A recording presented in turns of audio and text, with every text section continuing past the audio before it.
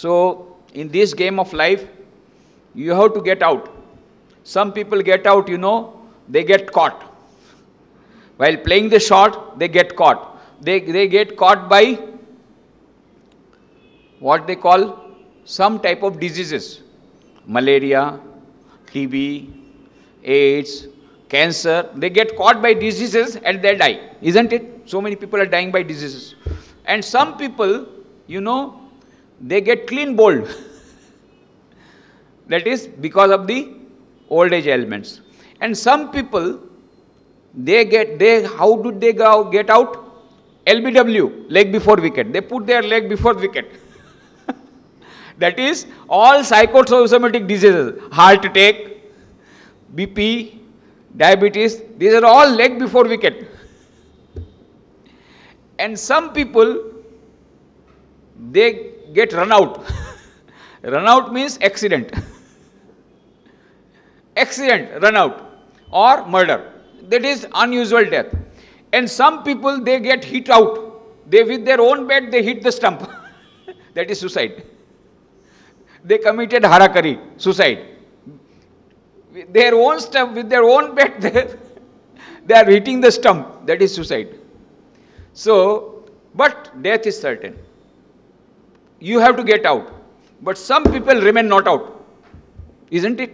In cricket, some people remain not out. Till the end, they don't get out. In this life also, some people, they remain not out. What do you mean by not out? This body will go. This body gets destroyed. You may get a bullet in this body. But even today we remember Mahatma Gandhi. He is not out.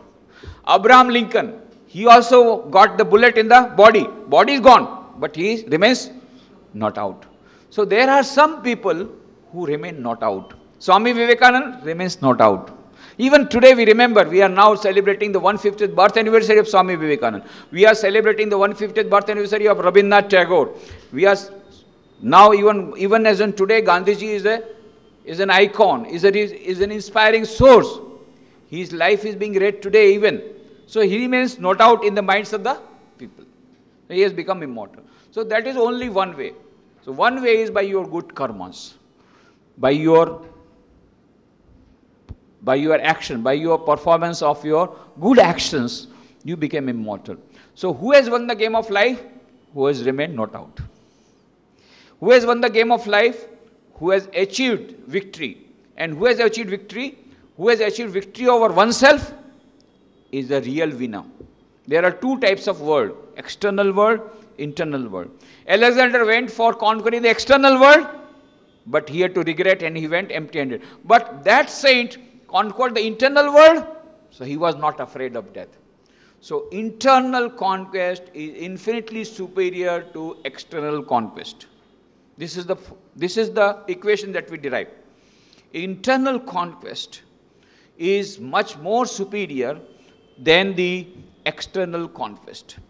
Achievement in the internal world is much greater than the achievement in the external world.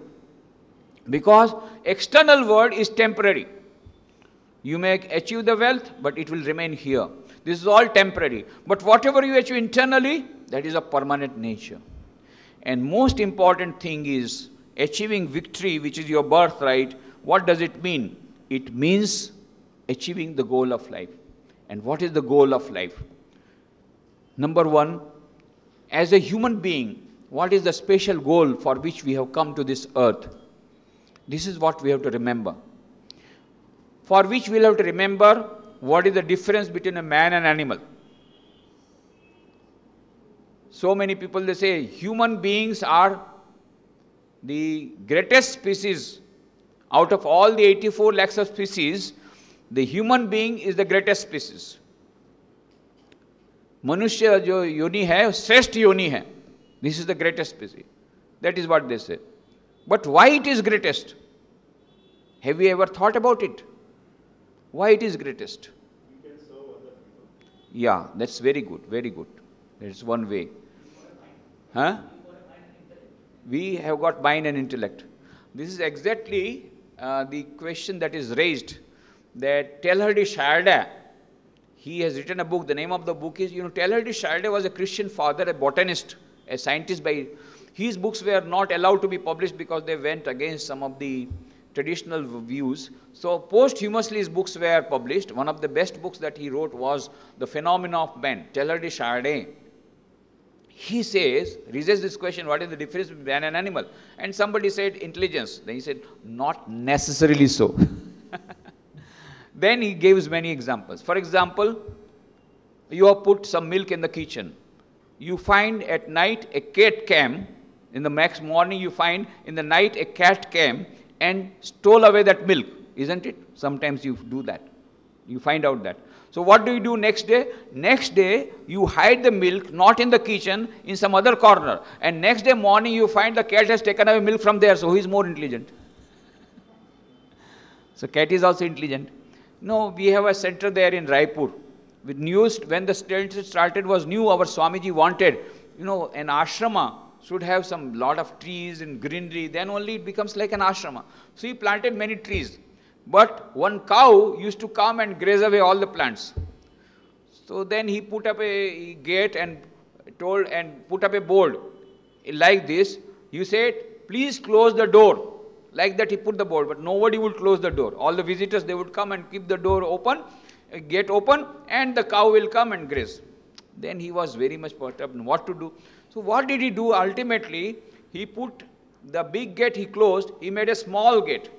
And the small gate was an automatic type of gate. You have to pull like this. And as soon as you enter, the gate closes itself automatically. That system is there. So now every visitor when he comes, he pulls the gate, he goes inside, the gate automatically closes. So now he thought, now he will get rid of the problem of the cow. But still, the plants are getting grazed. What is the matter? Then one day, like a CID officer, he started watching what happens. Then what did he find? That after some time, a person came with a bicycle. So he got down from the bicycle. With one hand, he took the bicycle, and with another hand, he pulled the gate. By the time, and the cow was standing outside waiting. As soon as the person came with the bicycle, that cow put its horn into the carrier of that bicycle. This person does not know. So he took the bicycle inside. Along with that, the cow also went inside. And the gate closed automatically, and the cow started its own this grazing and all that. So, how intelligent the cow is, how intelligent the cat is, so they are also intelligent. Then what is the difference between man and animal? Yeah? Spiritual being. So, Teilhard de Chardin says, while a man knows what he knows, an animal does not know what it knows. While a man knows what he knows, an animal does not know what it knows. Cat knows how to steal the milk, but cat does not know that to steal the milk is bad. It has not got that power of discrimination. And whether I should have that knowledge of stealing the milk or not, that the cat does not. It has got that knowledge, it has got that intelligence, but how to utilize this intelligence for a good purpose or a bad purpose, that type of power of discrimination, Vivek Buddhi, is not there in the cat or in the dog or in the rat or in the donkey. And that is the only power which discriminates between a man and an animal. What is that power? Power of Vivek Buddhi, power of discrimination. जिसमें जितनी ज़्यादा विवेक बुद्धि है उतनी मात्रा में वो महान मनुष्य है, और जिसमें सबसे ज़्यादा विवेक बुद्धि है उसका नाम है विवेकानंद. इसलिए हम लोग विवेकानंद को एडमायर करते हैं. You understand? विवेकानंद, जिसमें ज़्यादा विवेक है, विवेकानंद है. सो विवेक, the power of discrimination, the faculty of discrimination between what is good and what is bad, what is advisable, what is not advisable, what is commendable, what is not commendable, what is really good and what is really bad. This power of discrimination is only with a human being. It's not with any other species. According to our Indian scriptures, there are 84 lakhs of species, out of which only human beings have got that power of discrimination. But according to modern science, there are not 84 lakhs of species. There are 125 lakhs of species, not 84. Modern science says 125 lakhs of species. After all, there is not much difference. You see cloning and everything going on with all that. And people, they did not have a microscope. With still, the figures coming very close. 84 lakhs of species according to Indian scriptures and 125 lakhs of species according to the modern science. But they also say out of 125 lakhs of species, only human beings can have spiritual knowledge. None else. There is a beautiful book by Dana Zohar. She is a professor in Oxford University. And she has written the book. The name of the book is SQ, Spiritual Intelligence, the Ultimate Intelligence. Where she says, neurologically, physiologically, biologically, psychologically, from every point of view, there is a concluding evidence. There is something called SQ, which is the basis of both IQ and EQ. And what is IQ? IQ will tell you how to play the game of life, intelligence quotient. What is EQ? Emotional quotient. EQ will tell you how to play the game of life under changed circumstances with changed strategies. And what is SQ? Spiritual quotient. Spiritual intelligence. What is SQ? SQ will tell you whether to play the game of life at all or not. That is your choice. How to play the game of life? IQ. How to play the game of life under changed circumstances with changed strategies? EQ. Whether to play the game of life at all or not? SQ. What is the purpose of my life? What is the meaning of my life? Why I am here on this earth? Where do I want to go? What do I want to achieve before I die? These are all the problems. These are all the questions that is replied by SQ. And another discovery of the modern science is that IQ is available with all this 125 lakhs of species, including the computers. They also have IQ. EQ, emotional quotient, is available only with a few species. But SQ is available only with human beings and none else. Even the modern science says so. They have found out a God spot, not God, but God spot. With EEG machine, there is a particular region in the brain where if you put the EEG machine and when somebody talks about God, there is a spark there. SMS region, there is a spark. So they have given the name God spot. So they have discovered this SQ is the real speciality of human being. Development SQ is the purpose of life. So Dr. Einstein says in his book, The World as I See It. The name of the book is The World as I See It.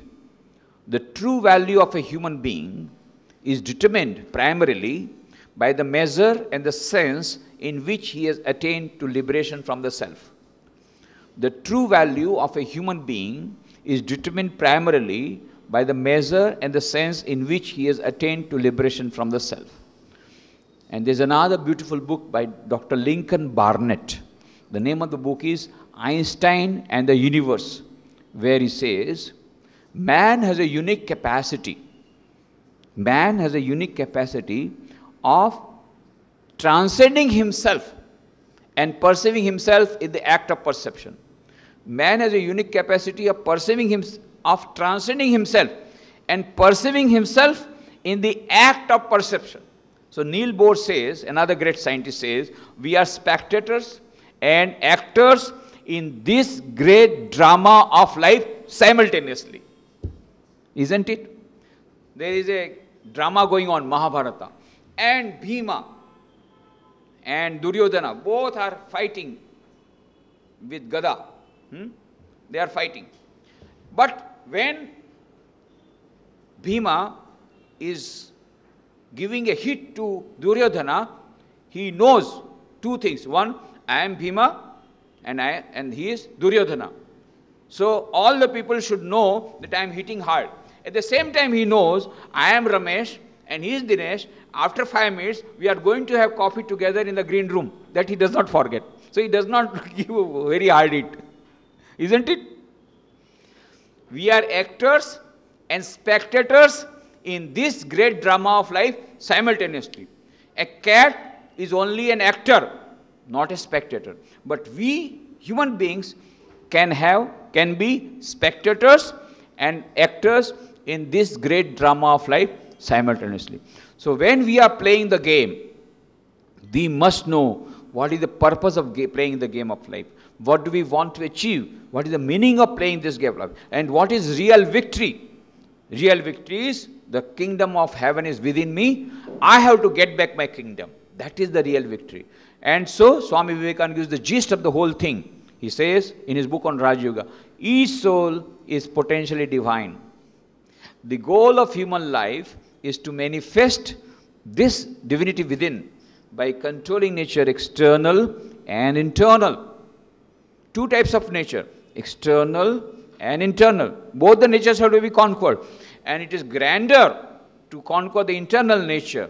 External nature, conquest of external nature is very good. But the conquest of the internal nature is still grander. But how to conquer these two natures? He says by 4 yogas. Karma yoga, bhakti yoga, Jnana yoga and Raj yoga. Swami Vivekananda says, each soul is potentially divine. The goal of human life is to manifest this divinity within by controlling nature external and internal. Do this either by work, that is Karma yoga, worship, Bhakti yoga, psychic control, Raj yoga, or by knowledge. So he says, the goal of human life is to manifest divinity within by controlling nature external and internal. Do this either by work or worship or psychic control or philosophy. By one or more or all of these, and be free. Be free. Freedom is your birthright. Eternal freedom. And this is the goal of human life. And this is the whole of religion. Dogmas, rituals, worships, temples, churches, mosques, forms are but secondary details. How many times you have gone to temple, church and mosque is not important. To what extent you have manifested the divinity within, that is more important. And how do you find out? Is there any test? How to find out how much a person is spiritual? How much a person is religious? There is barometer by which you can find out what is the pressure outside. There is a thermometer by which you can judge how much is the temperature today. Is there any thermometer? No, there is no thermometer. But Swami Vivekananda gives a beautiful test. What does he say? Unselfishness is the test of religion. Unselfishness is the test of religion. And then he says,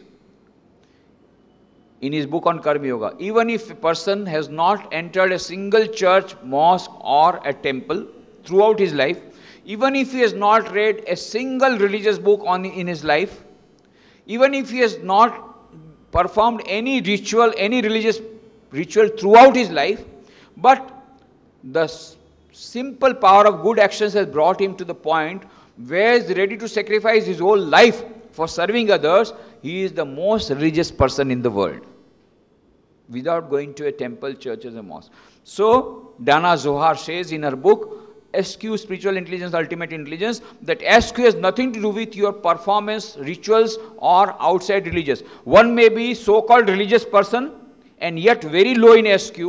Another person may be very, very low in so much of so-called religious ritual and yet may be high in SQ.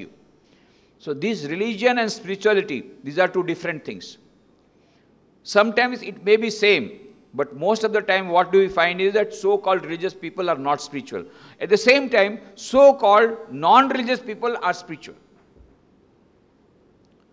Sometimes both go together. There are some religious people who have got spirituality also, but not necessarily so. Both do not go together. So that's why we have to maintain, we have to remember. And the ideal of life is not to become religious. Ideal of life is to become spiritual.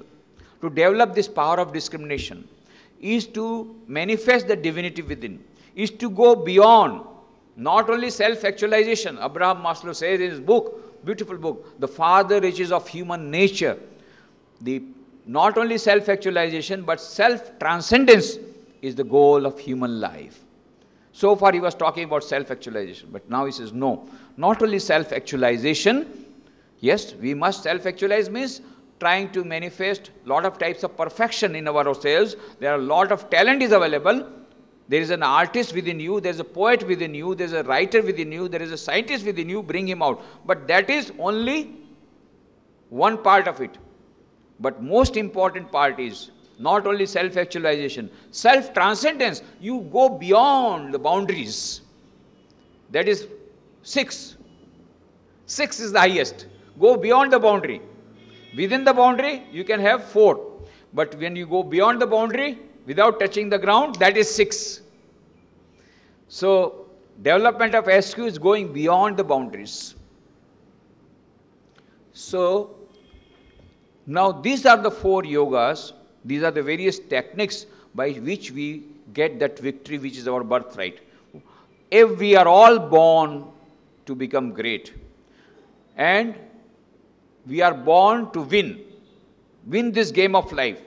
Win this game of life means to manifest the infinite power which is already within us, infinite knowledge within already within us, and infinite life. We should not die. Like that person, like that saint who could laugh in face of death, we have to conquer death. What do you mean by conquest of death? Conquest of death does not mean that this body will not get decomposed. This body will get decomposed because it's a physical body. But the person, that consciousness within that body, that consciousness will be elevated to such an extent, you will be aware of that infinite nature, so that you will not be afraid of death. That is the purpose of life. Conquer death. Conquer all types of fear. Conquer all types of bondages. Remove all types of bondages and become free from all types of bondages. That eternal liberty, eternal life, that is the purpose of life, for which we are born, and we are born to win. Victory is ours. We are going to get victory, but for which we will have to work hard. Why we have to work hard? Already victory is there. Already we are born divine. We have got divinity within. But at present it is not in a manifested form. Why it is not manifested form? Because some impurity has come. So we have to remove that impurity. In the mirror, when you see your face, what happens? Beautiful face. But if it is full of dust, you can't see your face. Just clean the mirror. You don't have to clean your face. You have to clean the mirror. Similarly, the Atman within, there is a divinity within, very good. But then the divine infinite power is there. But there is a screen hiding the reality. That is why Kabir says, घूंघट carpet खोल रे तो है पिया मिलेंगे, कटुक वचन मत बोल रे तो है पिया मिलेंगे. You will get the beloved God. When? By removing the screen. How to remove the screen? 4 methods. Raj Yoga method, that is Raj Yoga, meditation. Bhakti Yoga, prayer. Gyan Yoga, inspirational reading. And Karma Yoga, unselfish service. By combining all the 4 methods, you will be able to remove that screen of ignorance, of egoism, of selfishness. Once that screen is removed, what you get? Infinite power, infinite knowledge, infinite bliss. You are born in a better life, but ultimate aim is not to go for a better life. Ultimate aim is to go beyond boundaries. 6. Ultimate aim of life is to get infinite knowledge, infinite life, infinite existence, which is our birthright. Now, even in Vedanta also the same thing is told, in Christianity also the same thing told. And that is why in every religion you will find human being is regarded as highest among all the species. Even in Islam, they say, इंसान जो है वो सबसे महान है ना? That is, they say, insan, human being. And so, God told all the various species, he called all the farishta, he called even all the angels, that you must bow down to human being. But one of them, Iblis, he did not follow. Iblis revolted, so he became Satan. Iblis became Satan because he did not give respect to the human being. But even in Islam, human being is the highest. In Christianity, human being is the highest. Kingdom of God is within your heart. That is what Christianity says. And Vedanta says, Shunvantu Visve Amritasya Putraha Aye Dhamani Divyani Tastu Vedahametam Purusham Mahantam Adityavarnam Tamasa Parastat Tameva Viditvati Mritameti Nanya Pantha Viditayanaya. This is the shloka from the Shveta Upanishad, which was quoted by Swami Vivekananda in the World Parliament of Religion in Chicago in America, as I told yesterday in my evening lecture. And with that, he told, dear brothers and sisters, let me call you by this sweet name. You are Amritasya Putra. You are the children of immortal bliss. Vedanta does not recognize sin. It recognizes error. And the greatest error you are making when you say that you are a sinner. No, you are not a sinner. You are not a sinner.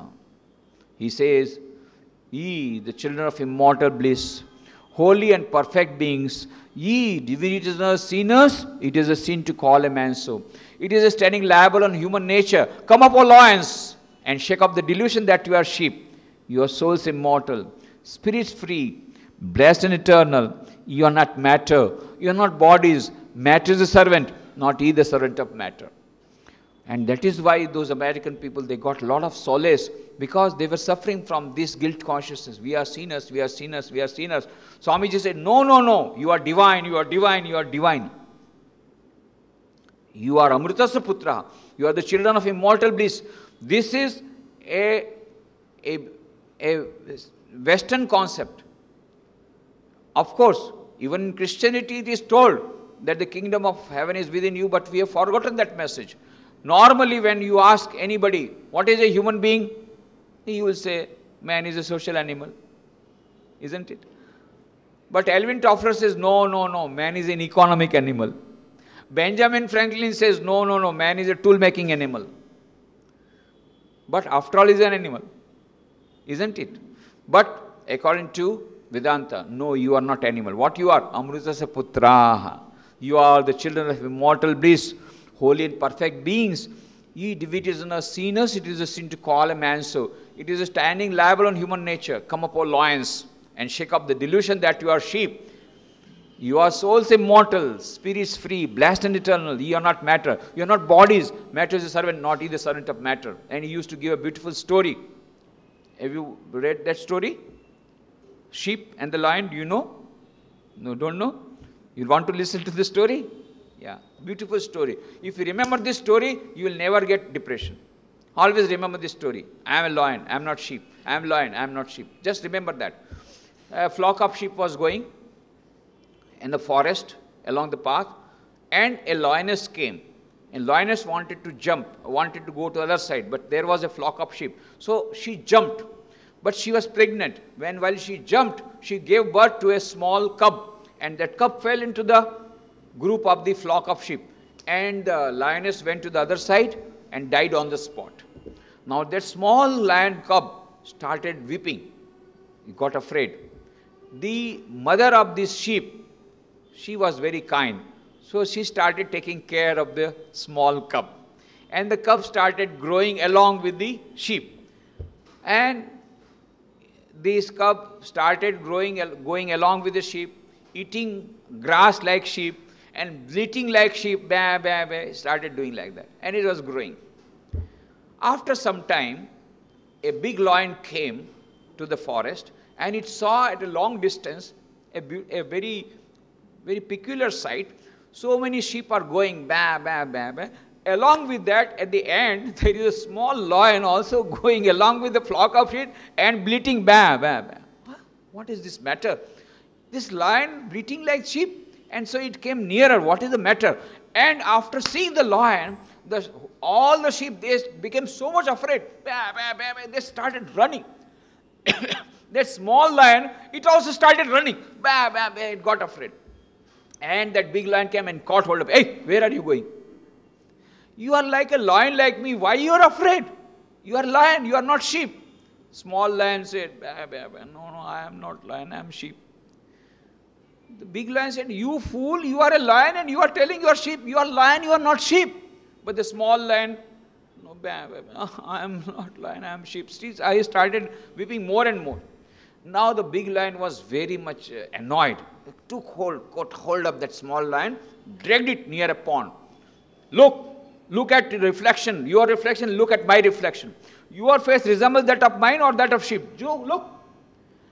Then the small lion looked. Huh? My face is that of a lion. Now you remember, you are a lion. You are not sheep.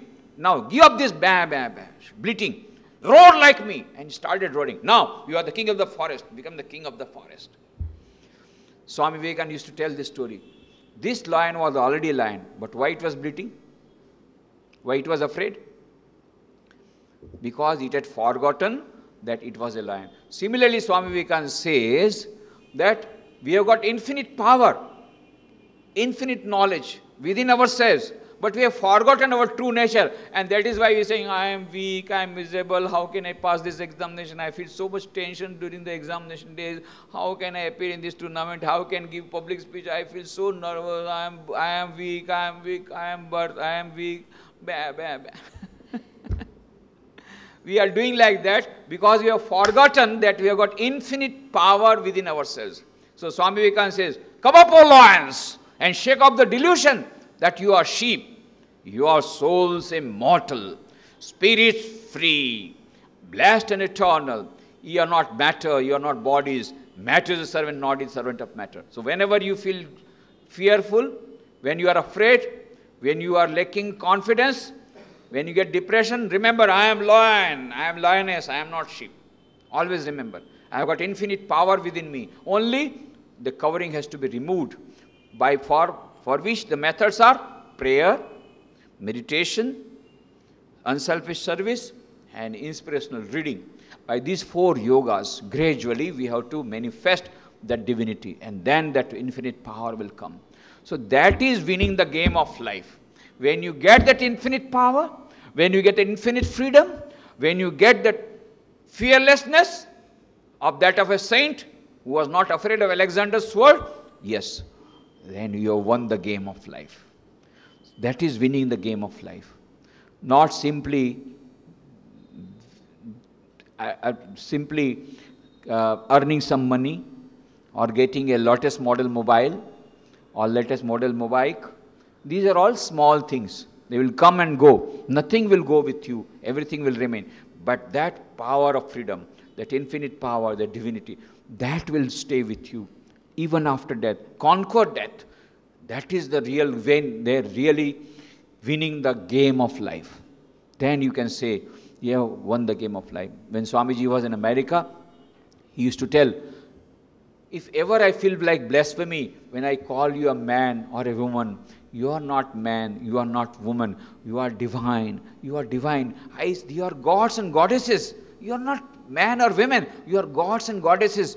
The only when I feel like blasphemy when I call you a man or a woman, you are gods and goddesses, you are divine, you are divine, you are divine. This is what he used to say. One day one American lady said, Swami, you are trying to hypnotize us. Always telling you are divine, you are divine. You are trying to hypnotize us. Swami said, Madam, I am not trying to hypnotize you. I am trying to de-hypnotize you.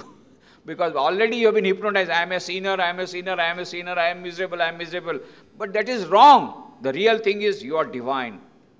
You are divine. That is the first truth. You are divine. That is the second truth. You are divine. That is the last truth. There is nothing greater than that. Manifest that divinity. Conquer that world. That is real victory. That is winning the game of life. And then you can laugh at the time of death like Alexander. Like Alexander. Yes, I am divine. So that is the purpose of life. That is winning the game of life. Now, how to win this game of life? What are the laws of, whenever you play any game, you have to know the law. If you want to play cricket, you must know when do you get stumped out, when do you get caught out. If you play hockey, you must know the law. Now, the game of life, what are the various laws of games of life? That also we have to see. Then we have to see what the various techniques of how to win the game of life.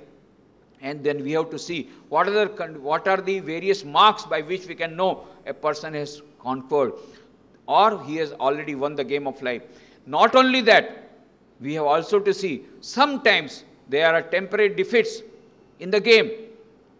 how to overcome those defeats. How to convert defeat into victory, that also we must know. How to convert failures into success, that also we must know. And finally, we must know how to celebrate the victory, that also we must know. And how to share the gains of victory, that also we must know. All these things we are going to discuss in the second session. And we also will have question answer session. Any number of questions you should, I'll be very happy to answer the questions. And I think now they are going to have a break. Taiyar hai sab? Taiyar? Okay, so we will have break for about 15 minutes. Huh? Is it okay? And then we again start freshened up with the question answer session and also whatever points that we have read. Thank you very much. Okay.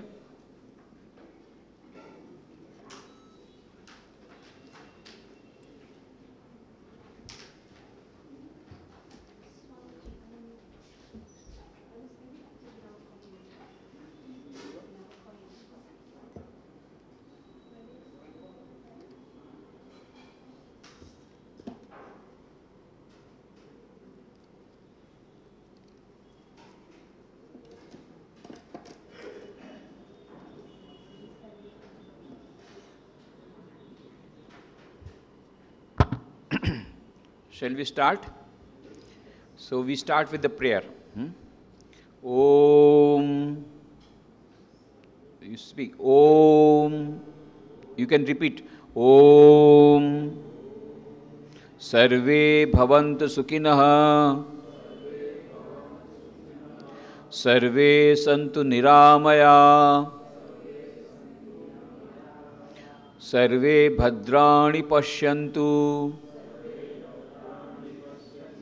Ma kaschid dukkhamapnuyat. Ma kaschid dukkhamapnuyat. Om Shantihi Shantihi Shantihi. This is a beautiful prayer. As I told you yesterday also we prayed. And as I told you, Swami Vivekananda says in his book on Raj Yoga, at long last you will understand that the best way to become happy is to see that others are happy, and the best way to get peace of mind is to pray for others' peace of mind. You can experiment with it. The beautiful prayer, O Lord, let all be happy. O Lord, let all be healthy. O Lord, let all attain good. O Lord, let none get misery. What a beautiful prayer. Irrespective of caste, creed, color, religion, nationality, that is a universal prayer. So once we pray, so this is, as I told you, when we are talking of the game of life, if we want to win the game of life, there are certain laws.